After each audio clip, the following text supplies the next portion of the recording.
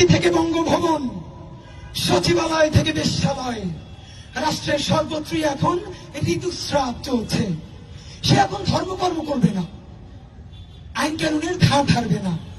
তার যে এখন ভীষণ মুড সুইং এর সময়, সে এখন খেয়াল খুশি মতন হত্যা করবে, গুম করবে, গুলি করবে, হামলা করবে, মামলা করবে। তবুও ঋতুর ওয়াক্তে তাকে স্বৈরাচার বলা যাবে না।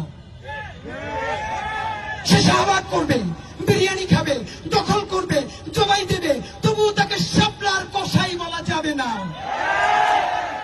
সে সিন্ডিকেট করবে, স্যাটেলাইট করবে, কুইক রেন্টাল করবে, এসবে হরিলুটের ওরস বসাবে শ্রাবের সম্মানে, তবুও তুই শব্দটি উচ্চারণ করা যাবে না। ঋতুকালে নাকি সবাইকে রাষ্ট্রের সেবা দাস হতে হয়। সে ভোটার ছাড়া ভোট করবে, ম্যান্ডেট ছাড়া পার্লামেন্ট করবে, দিনের ব্যালট রাতে ঘুরবে, দল বেঁধে ধর্ষণ করবে, ঘরে ঘরে গুয়ান্তানামো বানাবে। তবুও মুড সুইং এর মৌসুমে মুখ ফসকেও তাকে ফ্যাসিস্ট বলা যাবে না। সে ব্যাংক লুট করবে, বাজারে আগুন লাগাবে, করের উপর কর বসাবে, ডাকাতের দূরে দুর্ভিক্ষ আনবে, জনজীবনকে বানাবে হাবিয়া দোজখ। ঋতুপতি রাষ্ট্রের সাথে তবুও নাকি অসভ্যতা করা যাবে না। জনতাকে সে কৃতদাস বানাবে, ডাকাতকে কোতোয়াল বানাবে, পুলিশকে নাৎসি বানাবে, র্যাবকে বানাবে রক্ষী বাহিনী, শীতলক্ষাকে বানাবে রাসের ভাগার। তবুও তাকে দস্যু ডায়ার বলা যাবে না। মুড সুইং এর সময় সত্য বলাও নাকি রাষ্ট্রদ্রোহিতা। সংবিধানকে সে ঠোঙ্গা বানাবে, সংসদকে বানাবে ভারতের খোয়ার, দমনের আখড়া বানাবে আদালতকে, আমলাতন্ত্রকে বানাবে গোলামির গোয়াল।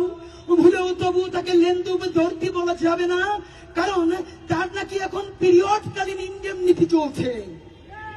ক্ষমতার খায় এসেছে স্বাধীনতা বন্ধক রাখবে, সার্বভৌমত্ব বেঁচে খাবে, নমরুদের স্বার্থে নদী খুন করবে, ট্রানজিটের নামে করিডোর দেবে, প্রতিবাদী আত্মাকে বানাবে আবরার।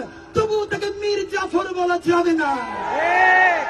এ সময় তাকে নাকি শুধু আল্লাহদের উত্তাপ দিতে হয়।